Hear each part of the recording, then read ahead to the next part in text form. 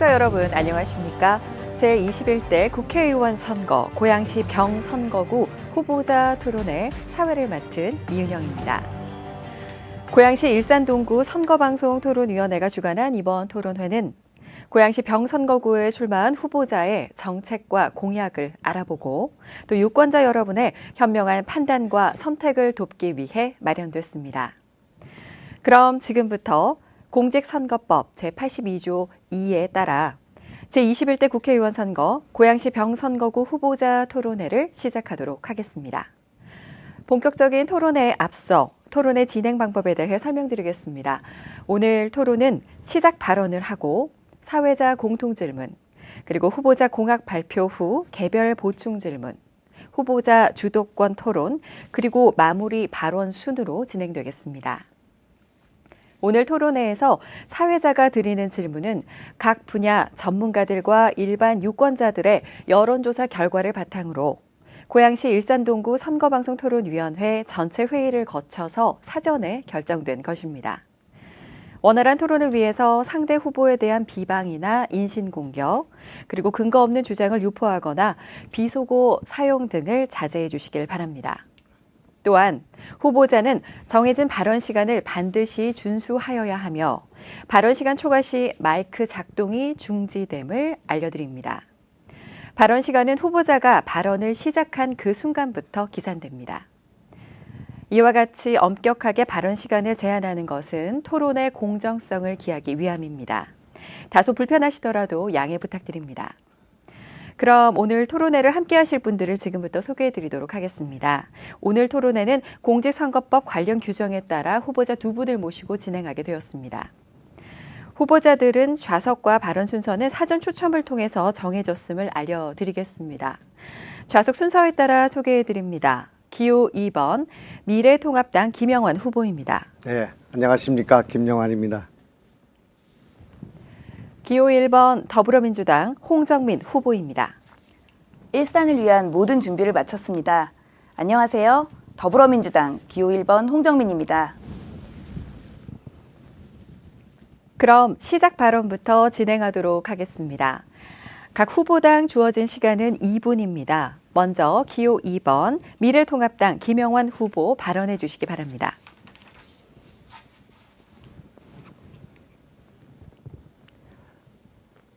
고양 시민 여러분, 일산 동구 주민 여러분, 코로나로 인해서 얼마나 불편이 많으십니까?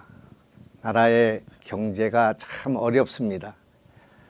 젊은이들이 일자리가 없어 길거리를 헤매고 있습니다. 이번 선거를 통해서 나라의 경제를 바로 세우는 계기가 되어야 합니다. 그래서 우리가 모두 투표장에 가야 하겠습니다. 저는 일산에 와서 참 이해할 수 없는 말씀들을 계속 들었습니다. 분당은 천당 밑에 분당이 되고 우리 일산은 싱크홀처럼 가다앉게 되었나. 지난 30년 동안 똑같이 신도시를 시작했는데 어떻게 그렇게 됐나 하는 말씀을 많이 들었습니다. 분당은 그동안 판교를 만들었습니다. 분당은 정자동에서 강남역까지 17분에 주파하는 신분당선을 만들었습니다. 분당은 네이버를 포함한 삼성 SDS를 포함한 넥슨을 포함한 1조 원이 넘는 회사들을 즐비하게 유치해서 판교의 대표적 기업을 만들었습니다. 우리는 그것을 하지 못했습니다. 그동안에 아파트를 계속 지어왔습니다.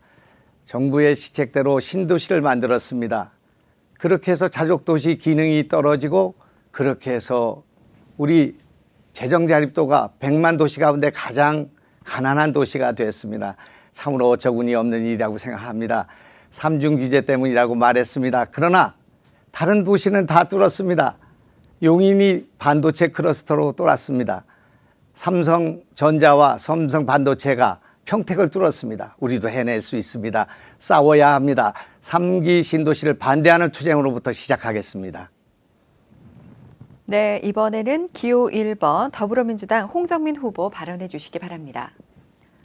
존경하는 일산 주민 여러분, 지금 방송을 시청하시는 시간이 저녁 8시인데 오늘 하루 잘 마무리하셨나요? 봄은 왔는데 아침 저녁으로는 아직 쌀쌀합니다. 코로나19뿐만이 아니라 환절기 건강에도 각별히 유념하시기를 바랍니다.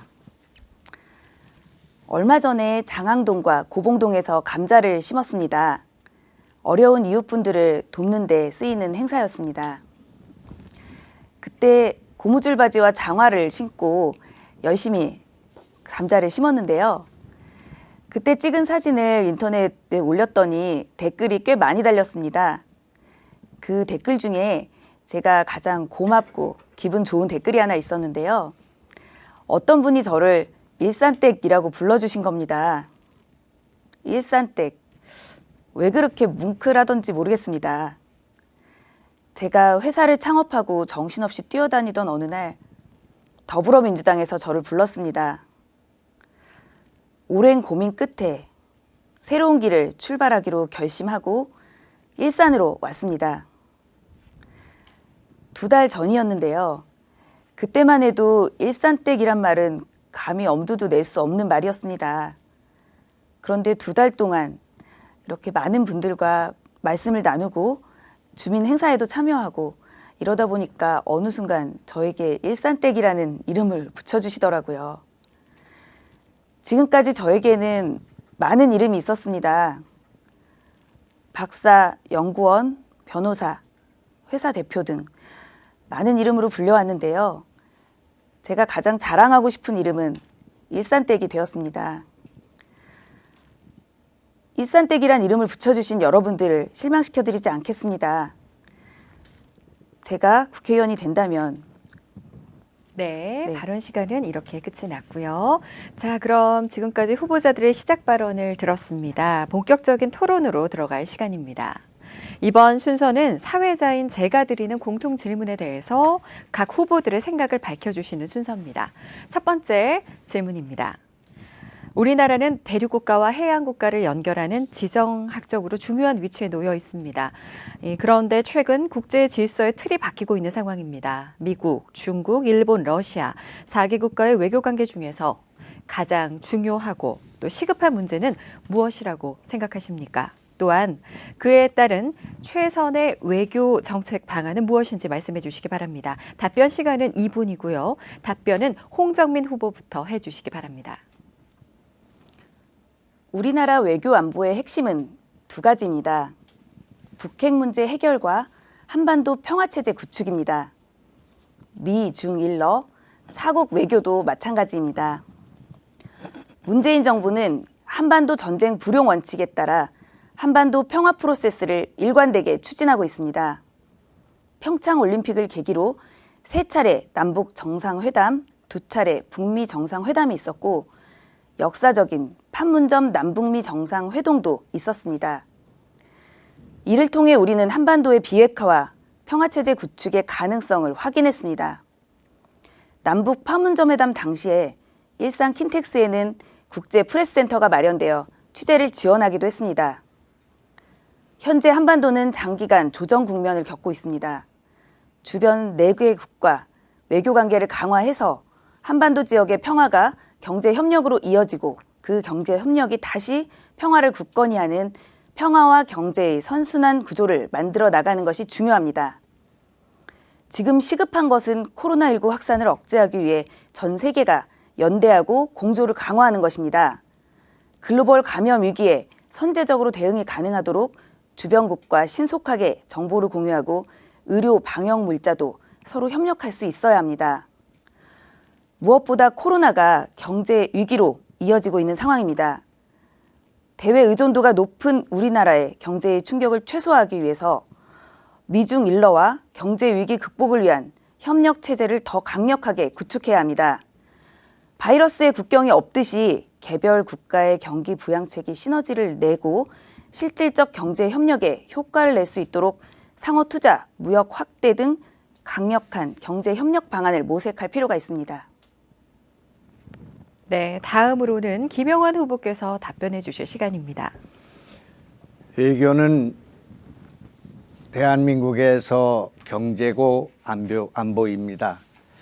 1592년도에 풍신수길이 일본을 통일하고 나서 정한론으로 우리 조선을 침공했습니다. 중국이 그 40년 후에 청나라의 누르하치가 대륙을 통일하고 나서 조선을 또 침공했습니다. 우리는 주변국의 패권이 우리 조국을 침범하고 우리 백성들을 도륙했던 그런 역사를 갖고 있습니다. 1894년에는 청나라와 일본이 이 나라 안에서 붙었고 1905년에는 러시아와 일본이 붙었습니다. 이 속에서 4대 강국 가운데 우리의 패권의 대상이 되지 않는, 패권 지배의 대상이 되지 않는 나라는 미국밖에 없습니다. 한미동맹을 강화해야 되는 이유가 여기에 있습니다. 앞으로 중국이 중화사상으로 막대한 경제력을 바탕으로 해서 패권을 구사할 가능성이 있습니다. 베트남과 중국의 전쟁이 그것을 보여주고 있습니다. 우리는 이것을 막기 위해서라도 한미동맹을 굳건히 해야 된다고 생각합니다. 지금 현안이 되고 있는 북핵 문제를 완전히 해결해야 합니다. 북핵 동결은 안 됩니다. 그건 후손을 위해서 우리가 할 수 없는 일입니다. 북핵을 완전히 비핵화를 이루기 위해서는 한미동맹의 굳건한 그 연대가 필요합니다. 한미동맹, 한일동맹, 한미일 안보 태세가 강화되어야 할 필요성이 있습니다. 그것은 국익을 위해서 필요한 일이고 우리의 미래, 대한민국의 미래의 어린 아이들을 위해서 필요한 일이라고 생각합니다. 외교를 정상으로 돌려놔야 합니다. 대중 외교는 설린해야 하지만 그것이 우리의 중심이 될 수 없습니다. 우리의 아와 또 피아를 정확하게 인식한 가운데 친선 설린 외교를 해야 된다고 생각합니다. 네. 자, 그럼 계속해서 두 번째 공통 질문을 지금부터 드리도록 하겠습니다. 코로나19가 우리나라뿐만 아니라 전 세계적으로 확산이 되면서 경제에도 악영향을 미치고 있습니다. 특히 코로나19로 소비가 줄면서 자영업자들이 체감하는 경기는 매우 나빠졌습니다.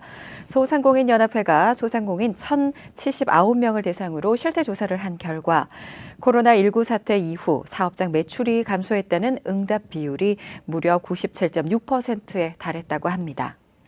이런 상황 속에서 소상공인과 자영업자 지원을 위한 구체적이고 효과적인 방안이 있다면 말씀해 주시기 바랍니다. 답변 시간은 역시 2분씩을 드리도록 하겠습니다. 김영환 후보부터 답변해 주시기 바랍니다. 우리나라 소상공인 600만은 이 나라의 복지입니다. 사회 안전망입니다. 골목에서 장사를 하고 그렇게 해서 아이를 기르고 그렇게 해서 우리 사회를 지탱해 왔습니다. 저도 소상공의 아들입니다. 아버지는 중국집을 해서 우리를 사람 5남매를 대학을 가르쳤고 엄마는 포목상을 해서 저희를 가르쳤습니다. 소상공인을 보호하는 것은 복지이고 또 우리 생계를 책임지는 그런 일이기 때문에 소중하게 생각해야 된다고 생각합니다. 소상공인이 너무 많기 때문에 장사가 안 된다 이런 시각을 가져서는 안 되는 이유가 여기에 있습니다. 이번 코로나 사태로 가장 큰 직격을 탄을 받은 분들은 소상공인이라고 생각합니다. 이분들에 대한 빠른 지원이 필요하고 또 충분한 지원이 필요하다고 생각합니다. 돈을 주는 것보다 더 중요한 것이 융자를 저금리로 또는 무이자로 융자해 줘서 이 위기를 돌파할 수 있는 길을 마련해 줘야 된다 생각합니다. 그러나 코로나 사태가 있기 이전에도 소상공인들의 몰락은 계속되고 있었습니다. 그것은 이 정부가 그동안 펼쳐왔던 소득주도 성장론, 최저임금의 과도한 인상으로 인해서 소상공인들이 엄청난 고통을 당하고 그리고 수익의 저하, 그리고 일자리의 부족, 그렇게 해서 청년 일자리들이 날아가는 그런 일들이 벌어졌습니다. 그렇기 때문에 이 잘못된 정책을 바로잡아야 한다. 저는 그렇게 생각합니다. 지금 이 소득주도 성장에 의한 최저임금은 너무 과도하게 2년 사이에 29%나 올렸기 때문에 세 사람이 일하던 것을 두 사람으로 줄이고 가족노동으로 과로로 집중되어 있습니다.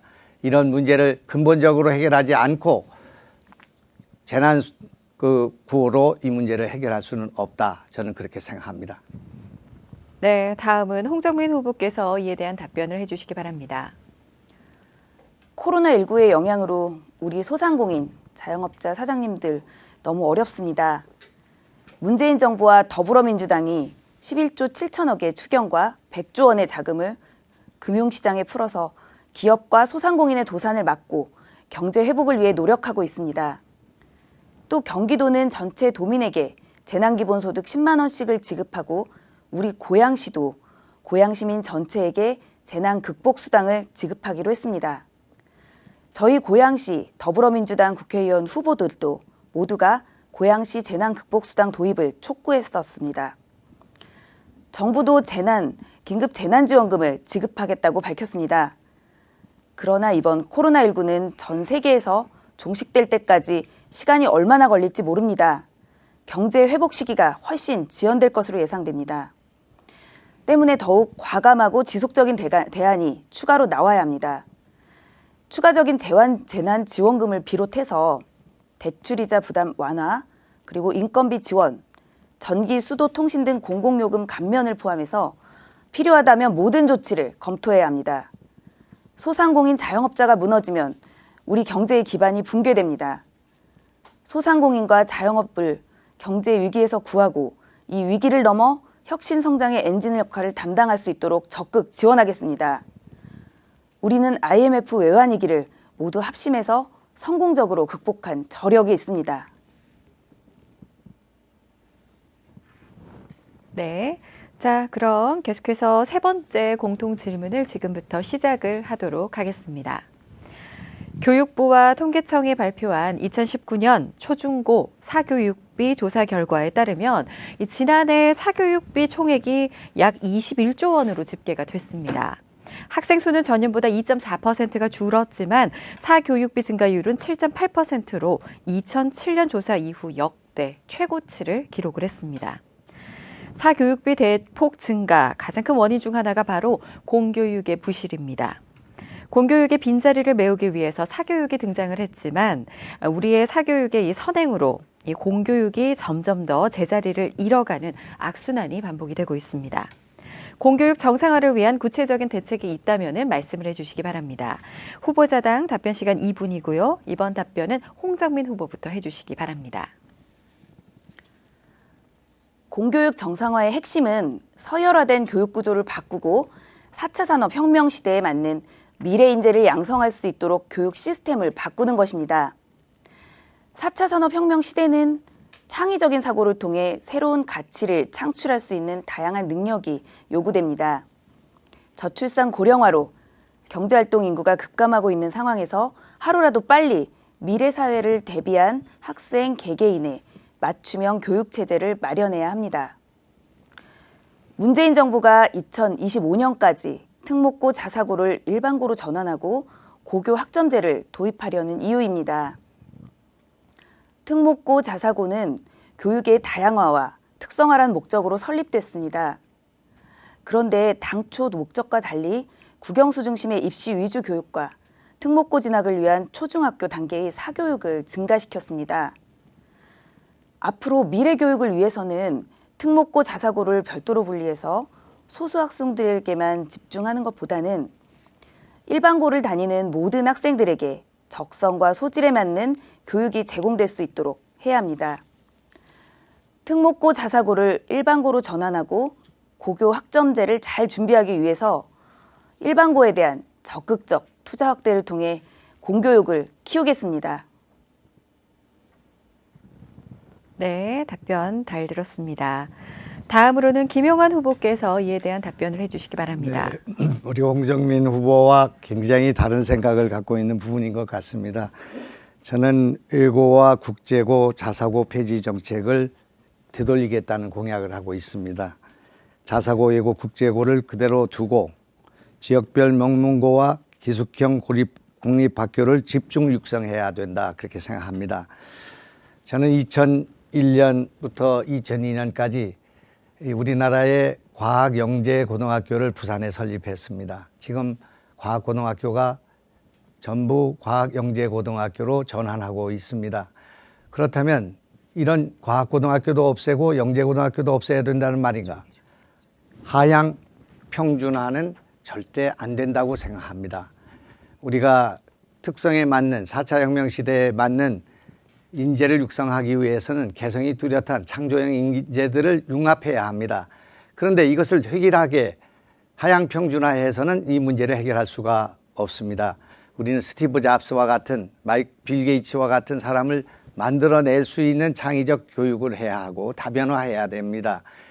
이것을 대통령의 말씀 한마디로 교육부총리가 자사고를 전부 일반고로 전환하는 일을 하게 된다면 교육이 백년지 대계라는 말이 무색하게 될 것입니다. 정치가 과도하게 개입하면 안 됩니다.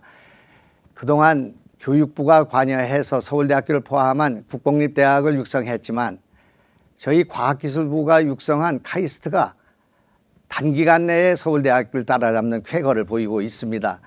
정부는 정치는 교육에 과도하게 개입하면 안 된다고 생각합니다.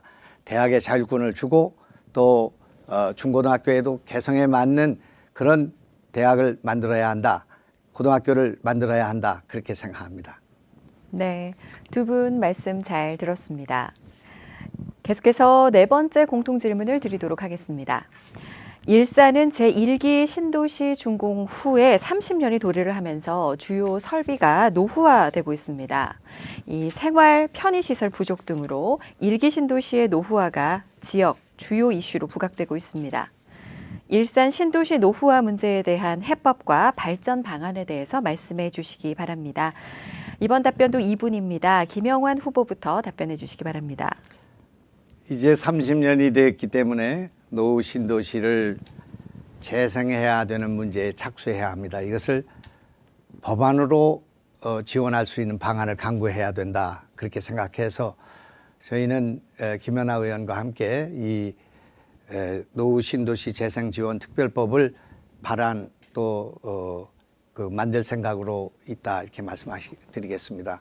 우선 노후 수도관을 교체해야 합니다. 한 500억 정도가 든다고 하는데 그 녹슨 물이 나오고 또 우수가 생기는 이 노후관을 개선하는 일을 먼저 착수해야 되겠다 이렇게 생각합니다.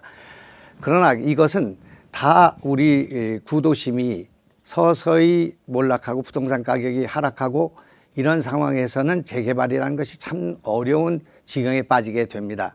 그래서 근본적인 이 도시의 변화를 가져와야 되겠다. 삼중 규제를 풀어야 되겠다. 그 가운데 과밀 도시로 선정된 지가 30년이 됐습니다. 이것을 풀 때가 됐습니다. 그때 묶을 때 1994년도에 30만이었던 도시가 108만이나 되었습니다. 정부는 우리에게 거짓말을 했습니다. 과밀을 억제한다고 하면서 이 도시에 아파트를 짓고 과밀을 억제한다고 하면서 신도시를 지었습니다. 그래서 과밀을 만들었습니다. 과밀을 만들면서 우리는 신도시에 과밀 억제 지역으로 묶어놔서 공장 하나 지을 수 없는 그런 도시가 되었습니다. 참으로 참혹한 일들이 벌어지고 있습니다. 우리가 이것을 싸우지 않고 이 규제를 풀지 않고는 이 도시는 숨을 쉴 수 없는 도시로 서서히 가라앉아 갈 것입니다. 도심의 재개발이 중요한 것이 아닙니다. 우리의 도시 자체가 일어서지 않는데 마두동 또는 무슨 이 도시의 그 정동 풍산동의 그 아파트가 제대로 재개발될 수 있겠습니까? 그것보다 더 중요한 것은 우리 고양시가 살아야 한다 그렇게 생각합니다. 네, 자 계속해서 홍정민 후보자께서 질문에 대한 답변을 해주실 순서입니다. 일산은 공동주택 노후화로 주차, 편의시설 부족, 노후 배관, 에너지 손실 등 많은 문제를 안고 있습니다. 이런 문제를 해소하기 위해 고양시에서 승강기 교체 등을 지원하고 있지만 한계가 있습니다. 그렇다고 무작정 재개발과 재건축을 하기도 어렵습니다. 2018년 5월에 발간된 고양시 공동주택 리모델링 기본 계획에 의하면 주민들이 선호하는 노후화에 대한 해결 방안은 59.2%가 리모델링이었습니다. 28개 단지 중에 24개 단지가 리모델링을 원했습니다. 주민들 다수가 원하는 방향입니다. 그래서 저는 주택의 가치를 다시 살리면서도 지구를 살리는 친환경 리모델링 사업을 추진할 것입니다. 친환경 리모델링 사업인데요. 우리나라 건물에서 나오는 온실가스는 전체 19.6%에 달합니다. 건물이 낡고 오래될수록 에너지 효율은 낮고 이산화탄소 배출은 많습니다. 우리나라는 전 세계 7위의 이산화탄소 배출국입니다. 친환경 리모델링으로 일산의 가치를 높이면서도 환경을 보호하는 지금까지와는 다른 정책을 접근하겠습니다. 태양열 등 친환경 에너지와 고효율 조명 그리고 보일러 이런 것들을 통해서 이산화탄소 배출을 줄이는 친환경 리모델링을 정부가 적극 지원해야 합니다. 홍정민이 정부 차원의 시범 사업을 추진하도록 하겠습니다. 네. 자, 이것으로 해서 사회자 공통 질문은 모두 마치도록 하겠습니다.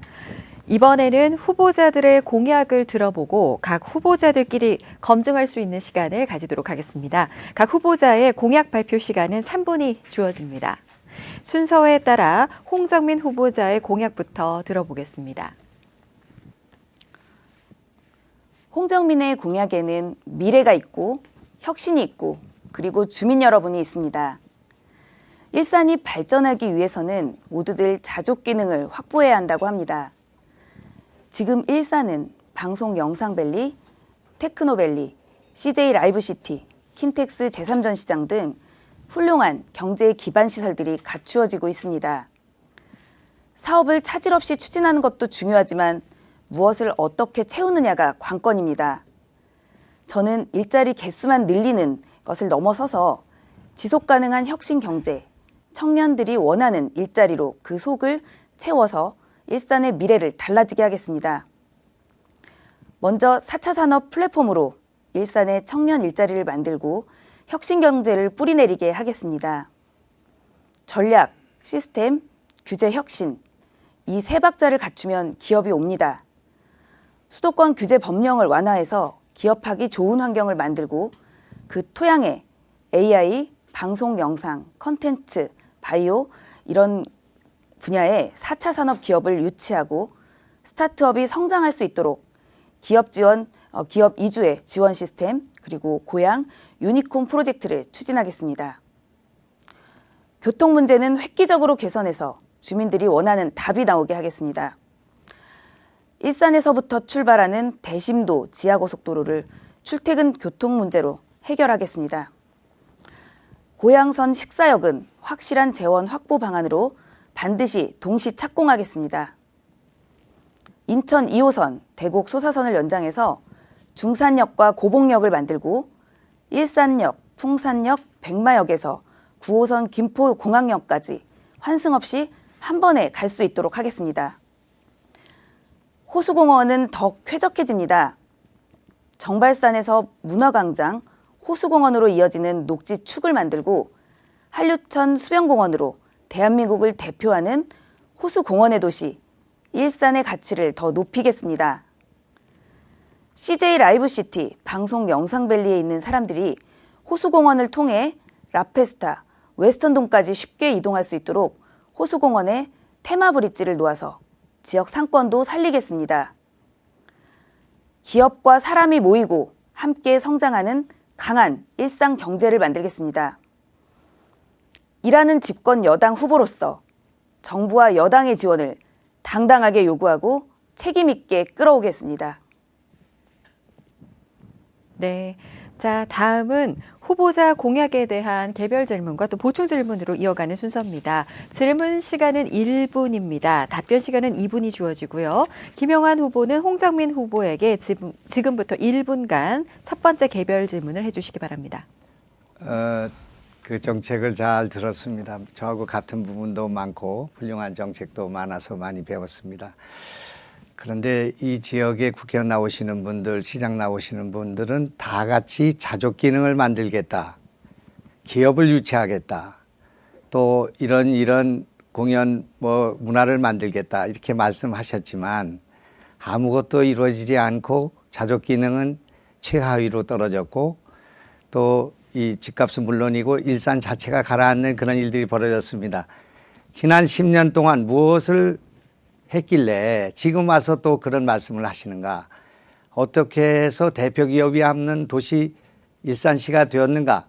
그런 상태에서 우리 홍정민 후보께서 국회의원이 되시면 그런 일을 해결할 수 있는 능력이나 그 방책이 있는지 한번 말씀해 주시기 바랍니다. 네, 홍정민 후보는 이에 대한 답변을 2분간 하실 수 있습니다. 네, 우선 지난 10년간 아무것도 이루어지지 않았다고 하신 말씀에 저는 동의하기가 좀 어렵습니다. 아마 지금 많이 일산을 돌아다니시고 그리고 많이 공약을 위해서 준비를 하셨겠지만 지난 10년 동안 저희 일산에는 이 교통 인프라가 많이 구축되어 있습니다. GTX A 노선이 이미 지금 개통을 앞두고 있고요. 내년 이후에 2023년 말 정도나 2024년 초에는 개통될 것으로 알고 있습니다. 그리고 대곡 소사선은 더 빨리 개통이 됩니다. 아마 내년 6월쯤 개통되는 것으로 알고 있습니다. 그리고 일산 2호선 연장 뭐 이런 부분은 저희가 이제 공약한 거고요. 인천 2호선이요. 이런 식으로 지난 10년 동안 교통 인프라가 많이 개선되고 있었습니다. 물론 아직 많이 부족한 건 사실입니다. 또한 산업 인프라도 지금 많이 구축되어 있어서 사실 지금까지 뭐 아마 말씀하신 것처럼 그 테크노밸리, 방송 영상밸리, CJ 라이브 시티 이런 부분들이 지금 뭐 산업 기반 시설이 조성되고 있는 상황입니다. 이 상황 하에서 제가 이제 더 컨텐츠를 채우겠다는 말씀이신데요.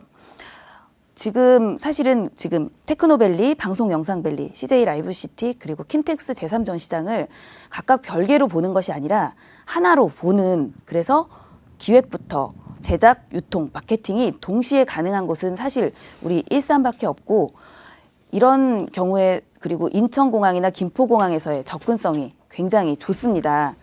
이 기회를 활용해서 우리가 미래 산업도시로 발전시킬 가능성이 충분히 있다고 저는 보고 있고, 기업 유치를 위한 여러 가지 법령을 정비하고 그리고 자족도시를 위한 혁신, 그런 기업들을 유치할 수 있게 미래자문위원회를 저는 구성하고 있습니다. 네. 김영환 후보께서는 지금부터 보충 질문을 하실 수 있습니다. 너무 많은 말씀으로 산만하게 흩어져 있기 때문에 기업 유치 한 가지에만 집중해서 말씀을 드리겠습니다. 행안부가 며칠 전에 중앙투자심의위원회를 열어서 일산 테크노밸리의 사업을 보류한 거 알고 계십니까?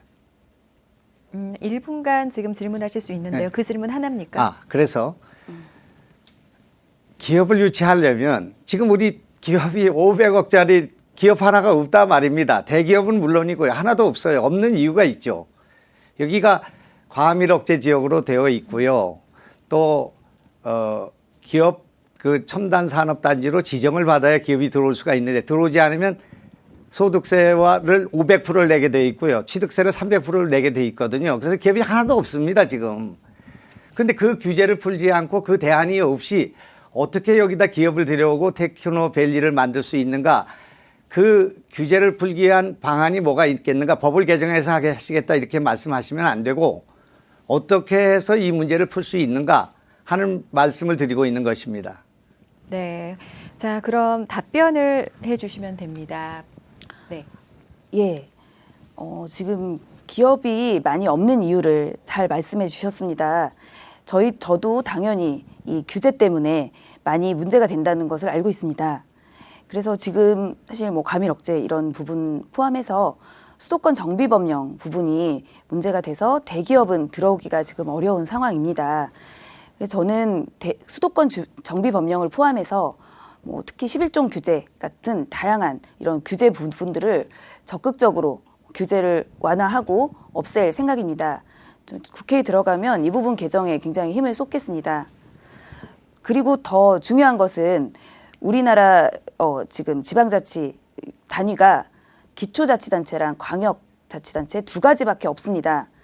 그래서 우리 고양시 같이 106만이 넘는 100만 도시가 다른 어떤 기초단체, 5만, 10만의 기초단체와 똑같은 재정이나 행정, 분권 이렇게 되어 있습니다. 이런 부분을 100만 도시 특례시 지정을 통해서 우리 고양시가 아무래도 이런 세수 걷는 부분, 이 부분을 좀 더 자율적으로 할 수 있게 준광역시 부분으로 할 수 있도록 개선할 수 있을 것 같습니다. 그리고 아까 이제 기업 유치 관련했는데요. 일단 지방에 있는 강소기업들은 굉장히 수도권에 진입하고 싶어 합니다. 제가 앞서 말씀드린 대로 우리 일산의 지역에 굉장히 좋은 입지 전략, 매력을 이용해서 강소기업을 유치하고 그리고 창업을 가능하게 유니콘 프로젝트 하게 되면 기업 가치 1조가 넘는 창업을 처음부터 시드 단계부터 육성할 수 있도록 원스톱으로 지원하려고 합니다. 그 방안으로 하겠습니다. 네, 홍정민 후보의 보충 답변 들었습니다. 이번에는 김영환 후보께서 홍정민 후보에게 두 번째 개별 질문을 하실 수가 있고요. 마찬가지로 1분이 이어서 주어집니다. 하겠습니다. 과밀 억제 권역이라는 것이 공장 건축 면적을 150평 이상은 지을 수 없는 도시를 말하는 것입니다. 근데 어떻게 기업을 유치하고 여기 아이콘 같은 그런 벤처기업을 육성한단 말입니까? 공장 부지가 150평 이상은 지을 수 없게 돼 있어요, 지금. 그런 말씀을 먼저 드리겠고요. 이걸 풀지 않고는 안 되는 문제인데 지난 20년 동안 수도권 정비 사업을 포함한 이것이 국회에 논의됐던 내용입니다. 지금 좀 비춰주시면 도시 첨단 산업단지를 우리가 과밀 억제 지역에서 풀려야 도시 첨단 산업단지가 되는데 도시 첨단 산업단지가 돼야 산업단지 내에 분양 가격을 조성원가로 줄 수 있고요. 지금 땅값이 너무 비싸거든요. 그다음에 과밀 억제 권역의 취득세가 아까 얘기한 300%가 되고 소득세가 500%가 되기 때문에 기업이 네. 하나도 없는 겁니다. 발언 하나도 들어올 수 시간은 없는 종료가 겁니다. 됐습니다. 홍정민 후보께서는 질문에 대한 요지는 파악이 되셨는지요? 답변을 해주시기 바랍니다. 네. 우선 아까 우리 이제 김영환 후보님께서 그 스티브 잡스를 많이 이렇게 육성해야 된다고 하셨습니다. 저도 우리나라에 많은 스티브 잡스가 생겼으면 좋겠다고 생각합니다. 그 스티브 잡스를 포함해서 이제 페이스북을 그리고 유튜브를 창업한 사람들이 어디서 했는지 아시죠? 집에 있는 차고에서 했습니다. 저도 창업해서 이제 알겠는데요. 처음에는 이제 친구들 그리고 이제 같이 코-파운더들이 작은 사무실 그것도 아니고 사실은 공유 오피스를 썼습니다. 그리고 이제 창업을 이제 기업을 사업자 등록을 한 이후에는 한 3평짜리 그런 사무실 공간을 썼습니다. 더 이상 굴뚝산업 시대가 아닙니다. 그렇게 많은 공간이 필요하지도 않고요. 재택근무도 가능합니다. 그리고 무엇보다 4차 산업 부분은 이렇게 처음에는 뭐 작게 시작할 수 있습니다. 기업 가치가 커지면 이제 그 위로 올리면 되죠. 우리 방송 영상밸리 그리고 저희 일산 테크노밸리에 그 정도의 면적이면 충분히 가능합니다. 그런 부분 그리고 아까 저도 계속 그 부분은 저희도 똑같은 공약인데요. 수도권 관련 그 정비 법령 그리고 과밀 억제 구역 이 부분이 지금 전체 고양시 같은 경우에는 조금 굉장히 불평등하게 이제 좀 무리가 있게 설정이 되어 있습니다. 그런 수도권 그런 정비 법령 부분은 저희도 현실에 맞게 완화를 하고 개선을 해서 우리 기업을 유치하는데 장애가 되지 않도록 걷어낼 생각입니다. 네, 다음은 김영환 후보께서 한 번 더 보충 질문하시기 바랍니다. 또 있습니까? 네. 그래서 다시 말씀드리는데 스티브 잡스가 아니라 마이크로소프트의 빌 게이츠든 누구든 기업을 세우려면 공장을 세워야 되고요. 150평의 땅이 필요하죠. 거의 수천 평, 수십만 평의 땅이 필요합니다. 그 땅을 비싼 땅을 주고 세금을 내고 들어올 기업이 없기 때문에 일산에는 기업이 없는 거거든요. 그동안 20년 동안 그런 일을 하지 않았다 이겁니다. 용인에 반도체 클러스터에 지금 SK 하이닉스가 130조를 투자하고 있습니다, 오늘. 그리고 저쪽에 삼성 반도체, 삼성전자, LG전자가 평택에 300조를 투입하고 있습니다. 파주에 LCD 공장이 들어왔고요. 셀트리온 공장이 송도에 들어왔습니다. 이것을 싸우지 않고 과밀 억제 구역을 풀지 않고 이 도시 안에 기업을 유치하겠다고 하는 것은 다 잘못된 생각이다. 그것은 규제를 풀고 난 뒤에 그걸 규제를 풀기 위해서는 3기 신도시를 반대해야 된다 이런 말씀입니다. 그건 조금 이따 말씀드리겠습니다. 홍정민 후보께서 그럼 마지막으로 보충 답변을 해 주시기 바랍니다. 예, 저도 같이 계속 말씀드린 바와 같이 저도 당연히 이런 뭐 대기업에 가까운 이런 대기업들을 유치하기 위해서는 그 수도권 과밀 억제 구역 뭐 이런 지정을 해제하는 규제를 좀 완화해야 된다고 저도 당연히 생각하고 있고요. 그 부분에 있어서 제가 당선이 되면 적극적으로 규제 완화를 하겠습니다. 네, 알겠습니다. 그럼 이렇게 다음 순서로 저희는 넘어가겠고요. 이번에는 김영환 후보의 공약 발표를 들어보실 시간입니다. 역시 발언 시간은 3분이 주어집니다. 지금부터 해주시죠. 저는 여생을 일산에서 살겠습니다. 집을 장만했습니다. 너무 좋습니다. 우리 일산은 한강을 가지고 있습니다. 우리 일산은 북한산을 가지고 있습니다. 우리 일산은 장항습지를 가지고 있고 호수공원을 갖고 있습니다. 전원을 포기해서는 안 된다, 그렇게 생각합니다. 환경을 보존해서 전원을 갖고 가는 전원 도시가 되어야 된다 생각합니다. 저는 이 일산에 너무나 좋은 분들이 모여 있다는 것을 잘 알고 있습니다. 세계에서 가장 학식력이 높고 가장 지식이 있는 분들이 모여 있다고 생각합니다. 이것이 우리의 자산이라고 생각합니다. 또 하나는 바꿀 수 없는 것, 분당과 바꿀 수 없는 것은 우리가 영종도와 가까이 있고 김포와 가까이 있다는 사실입니다. 또 인천 항구하고도 가까이 있습니다. 세계로 열려 있습니다. 이것을 살려야 된다 생각합니다. 우선 당장 이 도시 안에는 6개의 큰 병원이 있습니다. 국립암센터가 있습니다. 양성자 가속기를 우리나라에서 2개밖에 갖지 못한 그런 센터가 있고 그런 빅데이터가 있습니다. 동국대병원이 여기 와 있어 산학연병을 할 수 있는 조건에 있습니다. 백병원, 차병원 다 와 있습니다. 일산병원이 많은 진료를 수준 높은 진료를 할 수 있는 조건을 갖고 있습니다. 명지대병원이 감염병원으로 역할을 할 수 있습니다. 그 외에도 많은 중소병원과 좋은 개업이들이 많이 포진되어 있습니다. 이것을 네트워크로 엮어서 메디시티를 만들어야 된다고 생각합니다. 첫째는 장수하는 도시를 만들어야 합니다. 우리 시민들이 84%가 암이 걸리면 여기서 치료하고 여기서 회복합니다. 다른 도시로 가지 않습니다. 그런 84%의 의료 자금률을 더 높여야 된다고 생각합니다. 두 번째, 우리는 동북아시아, 정확하게는 벨룩넛 같은 태국의 병원을 만들어야 합니다. 1년에 100만 명이 와서 치료합니다. 거기서 수술받고 암 진단받으면 그날 수술하고 호텔 같은 데서 묵고 통역이 공항까지 리무진으로 태워줍니다. 사우디에 있는 사람들, 돈 많은 사람들이 와서 진료받고 수술하고 회복하는 도시를 만들어서 부가가치를 만들고 이 일대에 호텔에 그런 투숙객이 묵는 도시를 만들어야 되겠다. 그런 돈을 버는 도시를 만들어야겠다고 생각합니다. 우리는 바이오에 천착해야 합니다. 우리는 판교 신도시가 IT에 천착했듯이 초기에 우리는 바이오에 천착하고 신약으로 가는 이런 도시를 만들어야 된다고 생각합니다.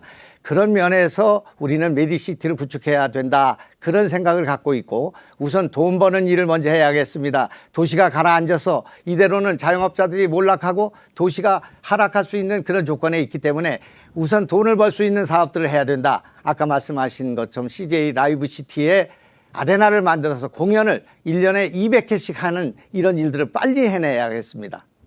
네. 자, 그럼 후보자 공약에 대한 개별 질문과 보충 질문 시간 이어가겠습니다. 질문 시간은 1분, 답변 시간은 2분입니다. 홍정민 후보는 김영환 후보에게 첫 번째 개별 질문 해주시기 바랍니다. 네, 강변북로 입체화 공약에 대해 질문 드리겠습니다. 지난 토론회에서 제가 후보자님께 왜 입체화 구간이 가양에서부터 영동대교 구간이냐고 여쭤봤는데요. 그때 이렇게 말씀하셨어요. 거기서부터 병목이 시작된다. 저도 좀 의아하다. 이렇게 말씀하셨는데 기억하시죠? 네. 하지만 자유로는 출퇴근 시간뿐만이 아니라 이렇게 평소에도 많이 막히는 구간입니다. 제가 그 앱에서 어제 아침에 캡처한 건데요. 8시입니다.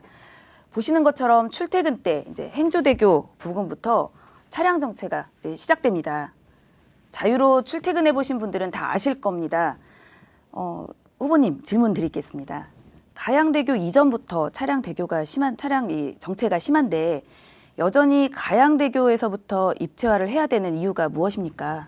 네, 김영환 후보께서 2분간 답변할 수 있습니다. 토목 기술적인 또 지역적인 그런 문제를 지적하고 계신데 지난번에도 말씀을 들었습니다마는 그 전에 그 소통할 수 있는 지하를 연결할 수 있는 방안이 계시면 그 방안도 수용할 수 있다고 생각합니다.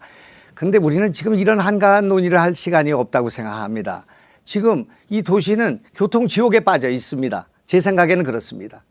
그런데 이 도시의 지도자들이 생각하는 발상법은 지금 고양선을 연결하자. 고양선을 연결해서 그것이 6호선으로 연결되는 그 도로를 생각합니다. 부곡 소사선을 얘기하고 있지만 부곡 원시선이 안산으로 빠져서 서부선으로 내려갑니다. 그리고 인천선이 빙빙 돌아서 인천으로 갑니다. 우리가 필요한 것은 시민들이 필요한 것은 서울을 가야 되는데 서울 가운데서도 강남을 가야 합니다. 강남을 한 코스로 가야 됩니다. 신분당선이 그걸 말하고 있습니다. 마곡을 가야 됩니다. 우리는 명동을 가야 되고 광화문을 가야 되고 여의도를 가야 됩니다. 이거를 뚫어야 됩니다. 그런데 그것이 자유로에 막히고 있기 때문에 어떻게 우리 경기도가 이 막히는 문제를 서울시에 공약을 하겠습니까? 이 교통체증의 원인이 서울시에 있습니다.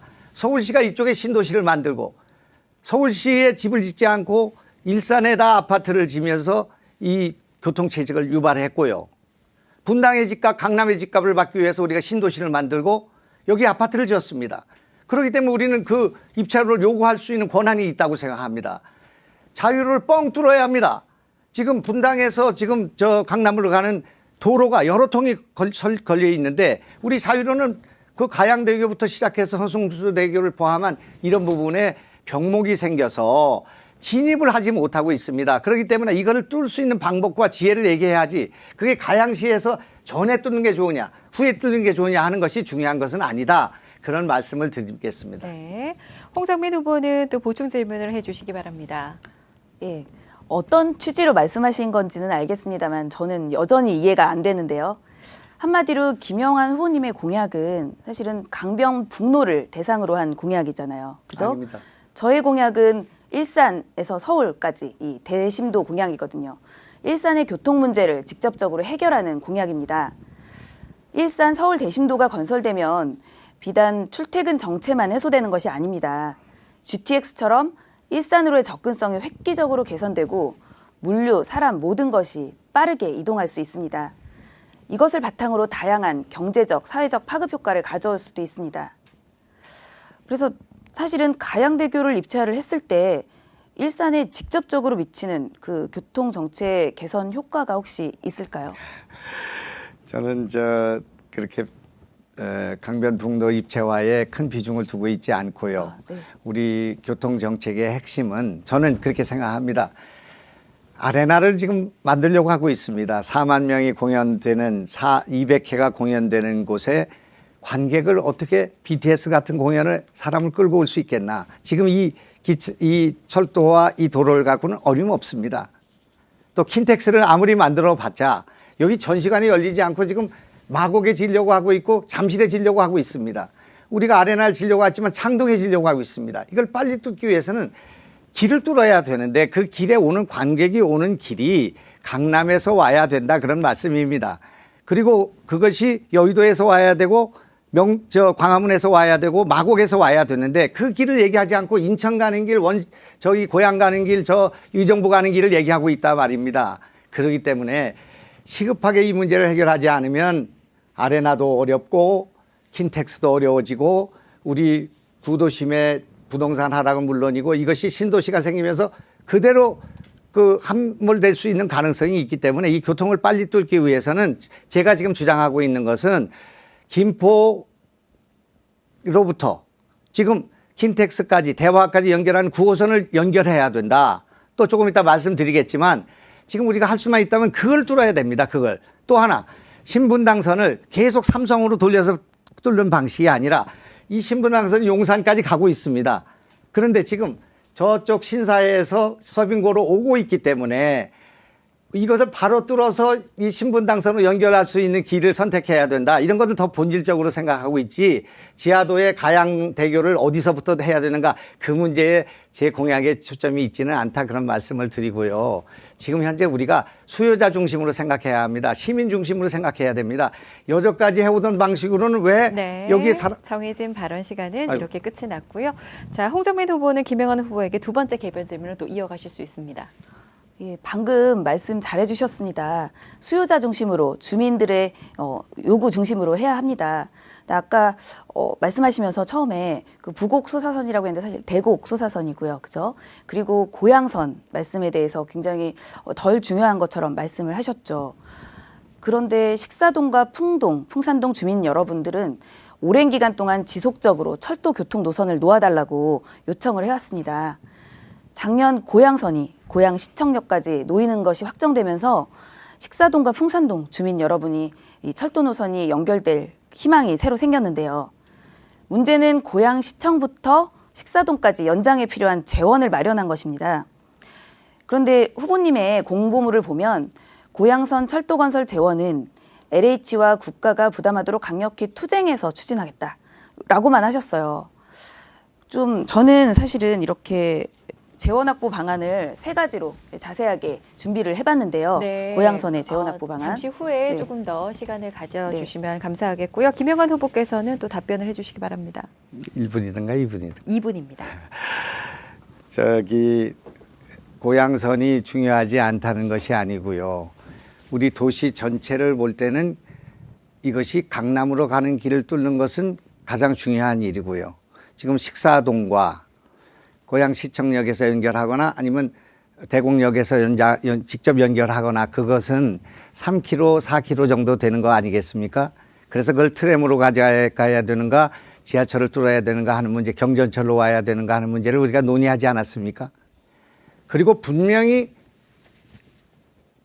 고양선을 연결해서 이쪽 식사역을 만들고 대곡에서 연결하는 거를 만들어 드리겠다고 약속을 했고요. 식사역을 만들어 드리겠다고 홍 후보님도 약속을 했고 저도 약속을 하지 않았습니까? 근데 그것만이 중요한 것이 아니라 지금 우리는 전체 고양시를 두고 얘기하는 거지 일산 동구만 생각하는 것이 아니라 일산 전체가 죽는데 동구가 살 수가 없고 동구가 죽는데 식사동만 살 수 없는 거 아니겠습니까? 그렇기 때문에 전체 공약을 자꾸 가양으로 몰아가시니까 제가 그런 말씀을 드린 거다 그런 말씀 드리고요. 재원 트램 하는 데는 이 지하철의 5분의 1밖에 들지 않습니다. 예?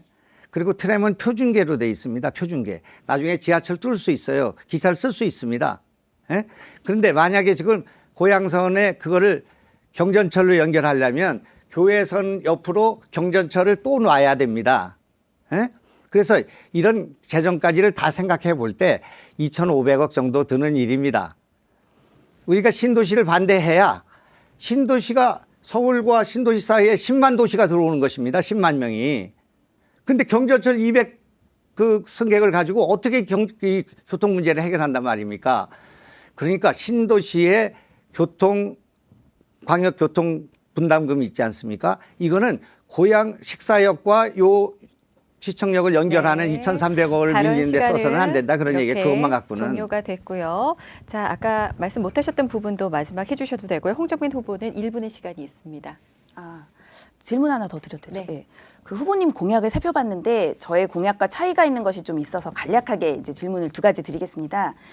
저는 마두 올림픽 스포츠센터 내에 있는 이 사행산업시설인 경융 경정장을 폐쇄하고 이를 주민들의 문화공간으로 바꾸겠다고 공약했는데요. 이에 대한 후보님의 의견이 한 가지 궁금하고요. 2번째는 제가 일과 육아를 병행하면서 어려움을 좀 겪어봤고 경력 단절 여성의 고충도 겪어봤습니다. 후보님 공약을 보면 보육 지원과 이제 경력 단절 여성에 대한 지원 공약은 아직 찾아보기가 좀 어렵던데요. 저는 다함께 돌봄센터와 초등 돌봄교실을 확대하고 경력단절 여성을 위해 맞춤형 직종 훈련을 확대하겠다는 공약을 약속했습니다.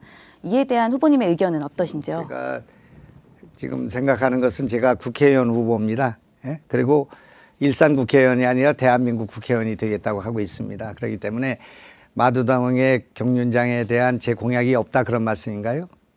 예, 아니, 그리고 있으시면, 네. 그리고 또 경력 단절 여성에 대한 배려나 돌봄센터 같은 것은 우리 홍 후보께서 잘 하실 수 있는 정책이라고 생각합니다. 경청하고 또 좋은 정책이면 받아서 하겠습니다. 네. 그리고 제가 시간이 좀 남았기 때문에 후보님께 말씀드리고자 하는 것은 지금 우리 일산은 이대로는 안 된다는 것입니다. 에?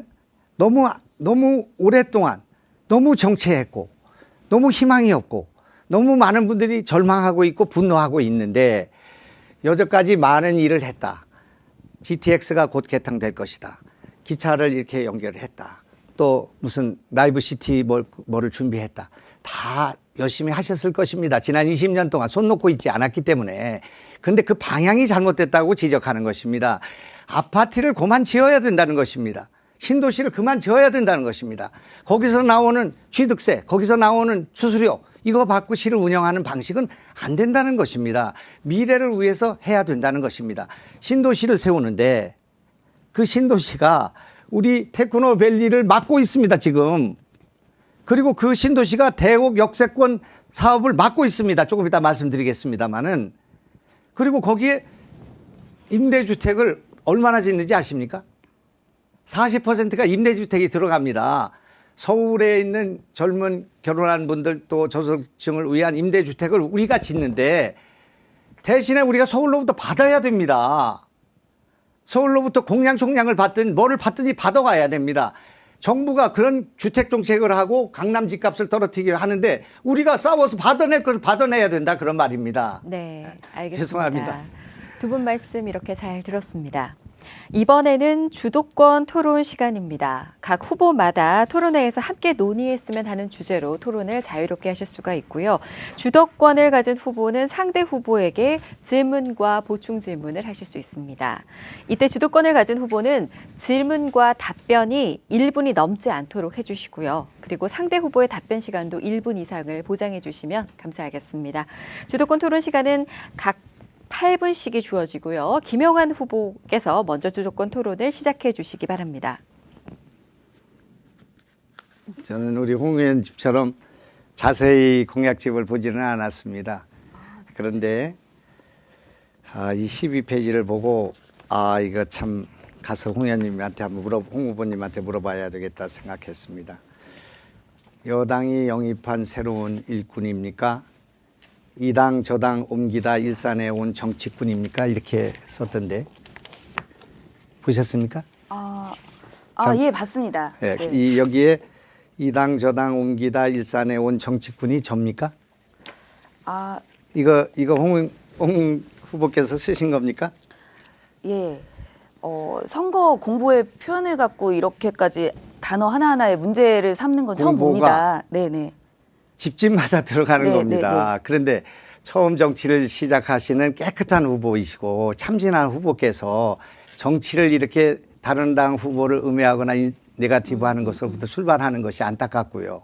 안타깝고 네, 이거는 틀림없이 홍 후보가 한 일이 아닐 것이다 그렇게 생각합니다. 네. 차제에 지금 그 이 당 저 당과 관련돼서 제가 철새가 아니냐 그렇게 얘기하시는 걸 들었습니다. 그쪽에서. 그런데 철새는 따뜻한 지방으로 날아가는 것이 철새입니다. 저는 낙선을 감수하고 당을 옮겼습니다. 언제나. 그리고 3번 낙선이 다 그런 것이었습니다. 제 친정과 같은 민주당 때문에 그렇습니다. 제가 진중권 교수가 한 말을 한번 읽어드리겠습니다. 지금의 더불어민주당은 김대중의 민주당도 아니고 노무현의 민주당도 아니다. 김대중 노무현 두 대통령이 쌓아올린 공든탑을 이 정권이 무너뜨렸다. 현재의 더불어민주당은 친문을 중심으로 한 탐욕스러운 이익 공동체에 불과하다. 이렇게 말했습니다. 근데 그 말이 옳던 그러던 금태섭 의원 있죠? 네. 조국 청문회에 가서 금태섭 의원이 공감 능력이 부족하다 그 말 하나로 문파라고 할까요? 문재인 대통령 지지자들에 의해서 축출됐습니다. 어떻게 생각하십니까? 근데 아까 공보물 말씀을 하셔서 저도 사실은 이 질문 안 하려고 하다가 저도 당연히 후보님이 하신 건 아닌 것 같은데. 제 질문에 대해서 답변을 네. 해보시란 말이에요. 아까 공보물 먼저 물어보셨잖아요. 그래, 공보물을 쓰셨냐고. 예비 공보물에 후보님이 보신 예비 공보물에 지금 이런 내용이 있었어요. 전 사실 제 굉장히 화가 질문에 났는데. 답변을 하시란 말씀이에요. 제가 예. 본 공물에 쓰신 이 당 저 당을 찾아다니는 정치꾼이라고 한 것이 홍 후보님이 결재하고 송문님이 결정한 그런 내용이냐 그런 말씀입니다. 맞습니까? 사실은 이당 저당을 만약에 옮겨 다니셨다면 정치꾼이라고 규정을 할 수는 있다고 생각을 합니다. 그게 저라고 생각하고 쓰신 겁니까? 생각을 할 수는 있습니다. 규정을 그렇게 그렇게 하는 게 생각하신 문제가 거군요. 없다고 생각합니다. 그래서 그렇게 정치를 하시면 안 된다는 말씀을 드리고요. 저는 지금 문재인 정부의 독주를 막기 위해서 이 강을 건넜습니다. 그러면 그 금태섭 의원 같은 계파 정치 진영 논리 그렇게 해서 그 몰고 가는 그 정당에 찍소리도 안 하고 가만히 있어야 됩니까?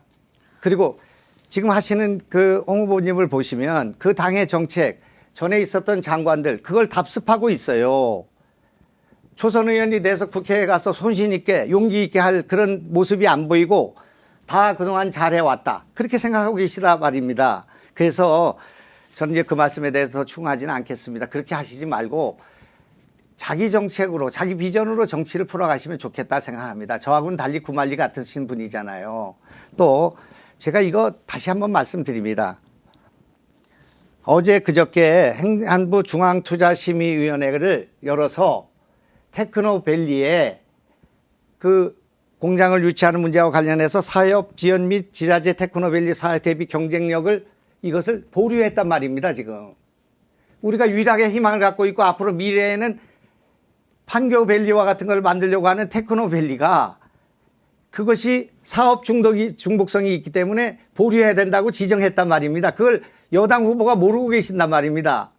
그래서 어떻게 됐냐?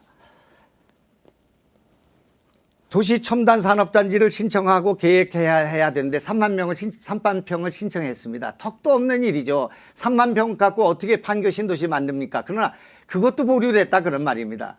그것만 보류된 것이 아니라 대곡 역세권 사업 자체가 그 예타가 나오지 않으니까 철도청이 가버렸습니다. 지금 이런 일이 왜 생겼는가? 신도시에 거기에 46만 평짜리 자족도시 기능이 들어가잖아요.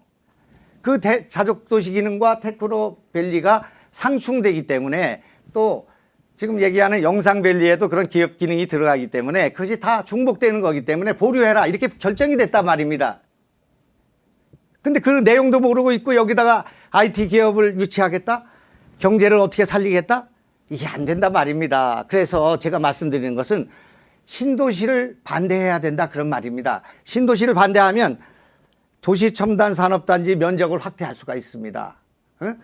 신도시를 지으려면 니들이 이걸 짓는 대신에 여기에 공업 물량을 3만 평이 아니라 6만 평을 허락해야 된다 하고 싸울 수가 있어요. 뭐를 갖고 싸워야 될 거 아니겠습니까? 두 번째, 서울시가 임대주택을 여기다 짓는 거니까 너희들이 갖고 있는 물량, 공량총량제라는 거 아십니까?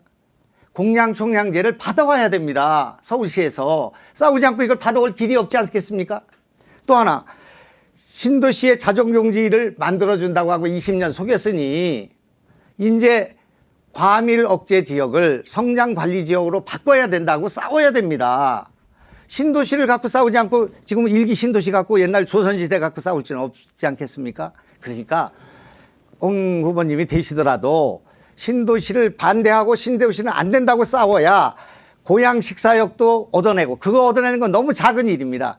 9호선도 얻어내고 우리가 이걸 뚫어서 저쪽 신분당선과 연결하는 용산 서민고에서 연결하는 선도 만들고 그리고 공장총량제를 완화하고 서울시로부터 받아낼 건 받아내고 그다음에 신도시 내 자족용지를 이거를 과밀억제 지역에서 풀어야 됩니다. 30년이나 된 과밀억제 지역을 자신들이 그렇게 만들어 놓고 계속 과밀을 조장하지 않았습니까?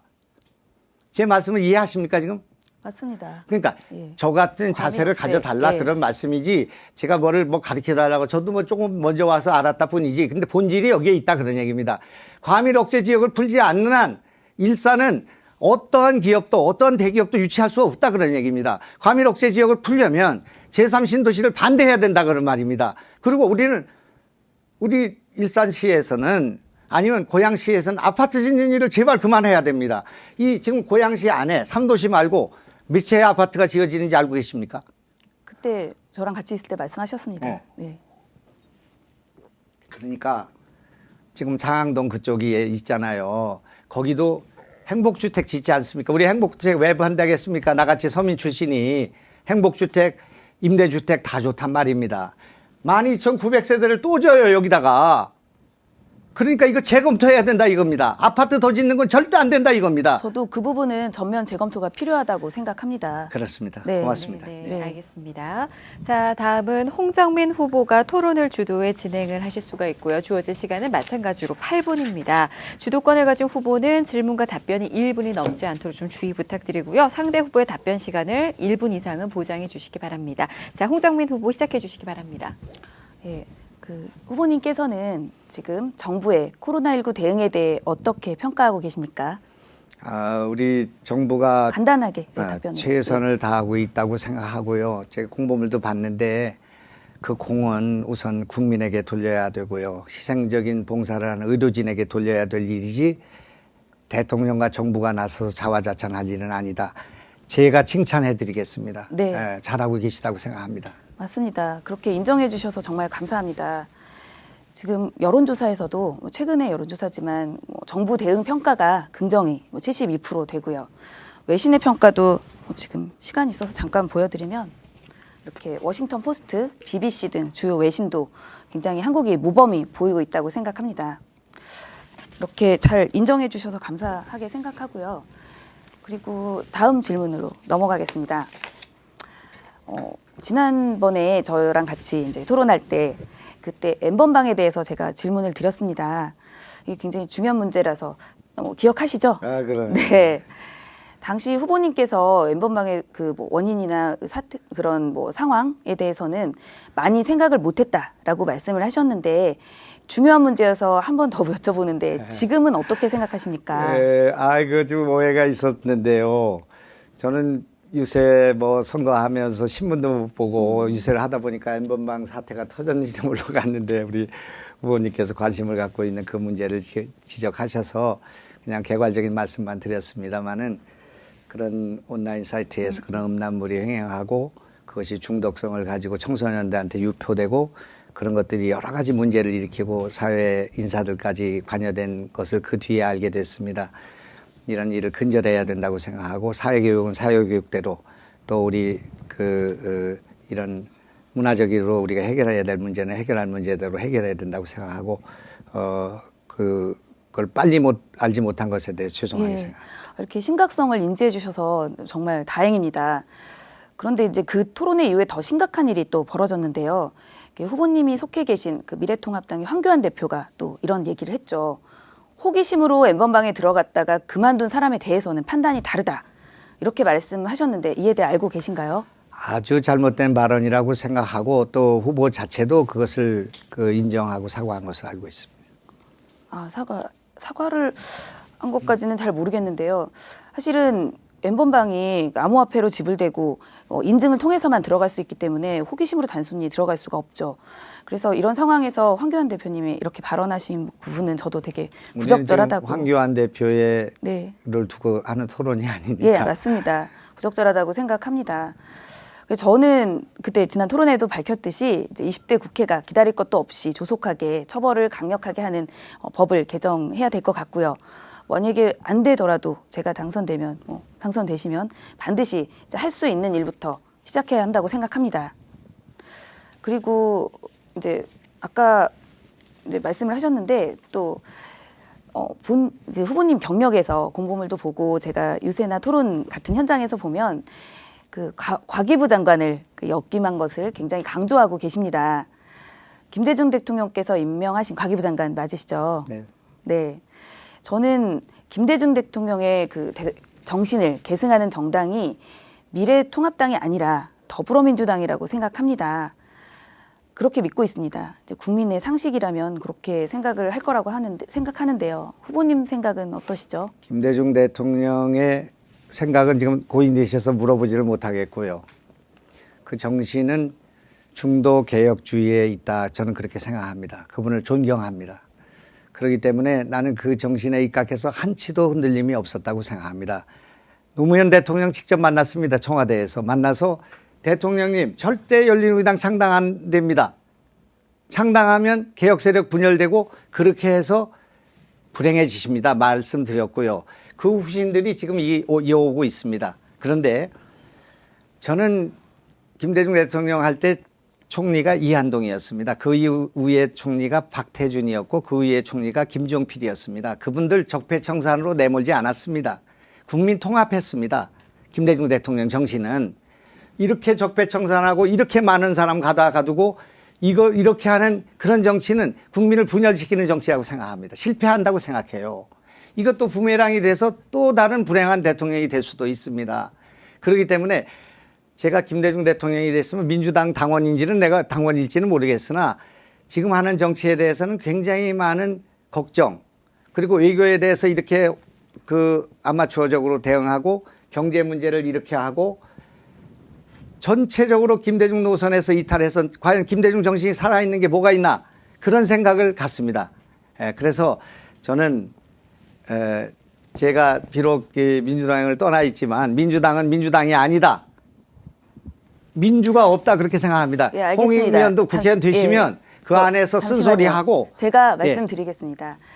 사실은 지금까지 얘기를 다 들어봐도 아무리 생각해도 이 답변에 대해서는 일산 주민분들이 동의하시기는 어려울 것 같습니다. 저는 바른 정치는 자신의 소속 정당을 버리는 것이 아니라 더 키우는 거라고 생각을 합니다. 사실은 이 변화하는 국민의 요구에 맞춰서 이렇게 지속적으로 당을 좀 더 개선했으면 좋았겠다라는 생각을 저는 하고 있고요. 17년이 걸렸습니다. 여기까지 오는 동안에 2번의 낙선이 친노 세력들이 당을 받아주지 않아서 무소속으로 낙선했고 분당을 반대해서 민주당을 사수하다가 낙선했고 또 지난번에 저는 안철수와 국민의당 만들어서 정치 개혁하려고 하다가 낙선했고 저는 몸부림을 치고 제 소신을 지키고 중도 개혁주의, 국민을 통합하는 정치, 국민은 정치를 통해서 국민이 분열되는 것이 아니라 통합되어야 된다는 신념을 갖고 한 거기 때문에 잘 들었습니다. 홍 의원이 좀 그런데 저의 이런 충심도 좀 받아주셨으면 좋겠습니다. 어떤 마음인지는 좀 취지는 알겠습니다. 그런데 저는 사실은 그렇게 그런 충심을 이렇게 당을 혁신하고 지키는 데 썼으면 더 좋았겠다라는 생각을 합니다. 저는 더불어민주당은 절대 떠나지 않고 더불어민주당과 함께 혁신하는 정치를 하겠습니다. 제가 이제 창업한 그런 현실을 어떻게든 개선해 본 경험에 살려서 이 4차 산업혁명 시대에 맞는 더 이제 스마트 정당이 되기 위한 민주당이 되도록 저는 그렇게 노력을 할 것입니다. 시간이 잠깐 남았는데 지금 사실은 아까 그 미래통합당이 그 김대중 대통령의 정신을 계승한 당도 아니라고 저는 생각을 하고 특히나 안산에 국회의원으로 계셨을 때 세월호 참사 때 굉장히 비판을 많이 하셨습니다. 그 세월호 참사에 청와대나 정부에 비판을 했고 미래통합당은 세월호 참사에 대해 역사를 진실을 왜곡했습니다. 그런 세월호 참사에 책임이 있는 저는 정당이라고 생각합니다. 미래통합당은 그렇게 생각하지 않으십니까? 저는 그렇게 생각하지는 않습니다. 그렇게 해서도 안 된다고 생각하고 이 당이 그렇게 됐다면 정말 잘못된 당이라고 생각합니다. 그것은 우리 당에 대해서 그렇게 덮어 씌우는 일이라고 생각하고 그것은 잘 보시면 알겠지만 그런 건 아니라 그렇게 생각합니다. 예, 알겠습니다. 제 상식으로는 납득이 잘 안 됩니다. 네. 자, 두 분 말씀 잘 들었습니다. 이제 토론을 마무리할 시간입니다. 마지막으로 유권자들에게 전하고 싶은 메시지를 앞으로 3분씩 발언할 수 있는 기회를 드리도록 하겠습니다. 먼저 홍정민 후보부터 마무리 발언해 주시기 바랍니다. 네. 존경하는 일산 주민 여러분, 오늘 토론 잘 지켜보셨습니까? 일산은 저에게 소중한 인연이 있는 곳입니다. 지금은 고등학교 2학년이 된 저희 첫 아이가 일산병원에서 태어났습니다. 엄마라는 이름을 이곳 일산에서 얻었습니다. 그리고 사법시험에 합격하고 변호사가 되기 위해 3년간의 연수원 생활을 일산 연수원에서 했습니다. 저에게 엄마라는 이름에 이어 변호사라는 이름을 준 지역이 일산입니다. 그리고 이제 일산에서 정치의 첫 출발을 시작합니다. 제 삶에서 중요한 순간마다 그 출발은 모두 일산입니다. 모두 일산 주민 덕분입니다. 제가 더 크게 갚는 것만 남았습니다. 국회의 새로운 정치, 일산의 새로운 미래 제가 만들겠습니다. 국회는 국민의 생활에 가장 큰 영향을 미치는 곳입니다. 당연히 일을 해야 하고 그리고 열심히 해야 합니다. 그런데 지금 국회가 열심히 일을 하고 있습니까? 일하지 않는 국회의원, 일하지 않는 정당은 발도 못 붙이는 국회로 바꿔야 합니다. 사사건건 시비 걸고 툭하면 국회를 버리고 길거리로 나가는 보수 야당은 이번 총선이 마지막이어야 합니다. 그래야 국회가 제대로 돌아가고 문재인 정부도 힘을 받고 우리의 삶도 나아집니다. 주민분들이 저에게 일 하나는 똑소리 나게 잘할 것 같다. 이렇게 말씀을 해주십니다. 정말 국회에서 똑소리 나게 일하겠습니다. 일로서 일산 주민의 자부심이 되겠습니다. 일산의 새로운 미래를 맡겨주십시오. 여러분들과 함께 달라지는 일산을 보여드리겠습니다. 배드타운 일산을 세계와 경쟁하는 미래 산업도시로 만들겠습니다. 그리고 교통은 더 빨라지게 하겠습니다. 추진 중인 철도망은 잘 마무리하고 새로운 철도망도 구축하겠습니다. 고양선 식사역 연장, 동시 착공, 인천 2호선 중산 고봉 연장, 그리고 대곡 소사선의 일산역까지 연장 꼭 해내겠습니다. 내일부터 이틀간 사전투표가 진행됩니다. 기호 1번 홍정민에게 꼭 투표해 주십시오. 마지막으로 한 말씀 드리겠습니다. 세월호 6주기가 곧 다가옵니다. 별이 된 우리 아이들을 함께 기억하겠습니다. 진실을 밝히는데 끝까지 함께 하겠습니다. 늦은 시간까지 함께 해주셔서 감사합니다. 네, 이번에는 김영환 후보께서 마무리 발언을 해주시기 바랍니다. 경기도의회가 140명쯤 있는 모양입니다. 지난 6.13 선거에서 지역의원이 한 명밖에 당선되지 못했습니다. 비례의원이 3명쯤 있는 모양입니다. 권력 독점이 너무 심합니다. 북한의 노동당만한 그것보다도 능가하는 그런 권력 독점이 이루어지고 있습니다. 지금 지방자치 권력의 70~80%를 민주당이 갖고 있습니다. 경기도지사, 고양시장, 경기도의회, 고양시의회를 다 가지고 있습니다. 석권하고 있습니다. 그렇게 해서 나라는 물론이고 일산이 얼마나 좋아졌습니까? 지난 10년 동안 민주당만 묻지마로 찍어온 결과라고 저는 생각합니다. 이번에 바꿔주시기를 부탁드리겠습니다. 절대 권력은 절대 부패한다는 말이 있습니다. 우리는 일당 지배를 벗어나야 합니다. 야당을 살려야 합니다. 국회마저 야당을 없애버리게 된다면 이제 일당 지배로 숨도 쉴 수 없는 나라가 될 것입니다. 대법원과 헌법재판소의 재판관들이 바뀌었습니다. 한쪽으로 두 날개가 한쪽 날개만 남게 됐습니다. 언론이 공정하지 못하게 된 지가 오래됐습니다. 선관위가 의심을 살 만한 그런 인사를 하고 있습니다. 대통령은 진영 인사로 자기 편만 쓰는 그런 인사를 하고 있습니다. 국민이 분열되었습니다. 경제는 어렵습니다. 외교는 혼선입니다. 이 대한민국을 살리기 위해 국회에 선거장에 투표장에 가주시기를 간곡히 부탁드립니다. 집권 여당은 이런 정책의 혼선과 실정을 코로나로 덮으려고 하고 있습니다.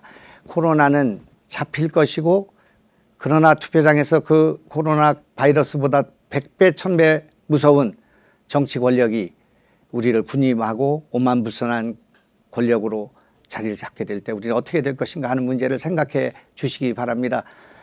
국회가 개싸움 운동본부 사람들이 정당을 만들어서 위성정당을 만들었습니다. 꼼수정당이라고 연동제를 그렇게 주장하던 분들이 2개의 정당을 만들어서 투표용지가 50cm나 된답니다. 헌정사상 있어 본 적이 없고 세계의 역사상 있어 본 적이 없는 이 연동제를 만든 정의당과 민주당 그리고 호남 의원들이 줄을 서서 4+1으로 이걸 밀어 제꼈습니다. 공수처를 1호법으로 만들었는데 개싸움운동본부의 청와대 비서관이 국회의원으로 2번으로 당선될 것이 유력합니다. 이분이 국회에 가서 윤석열을 제1호 공수처 대상으로 삼겠다고 공언하고 있습니다. 이렇게 국민을 무시하고 안하무인하는 정치를 바로 세우기 위해서 투표장에 가주십사 하는 부탁의 말씀을 드리겠습니다. 네, 두 분 말씀 잘 들었습니다. 긴 시간 수고 많으셨습니다. 자, 이것으로 제21대 국회의원 선거 고양시 병선거구 후보자 토론회는 마치도록 하겠습니다. 함께해 주신 여러분 고맙습니다. 고맙습니다.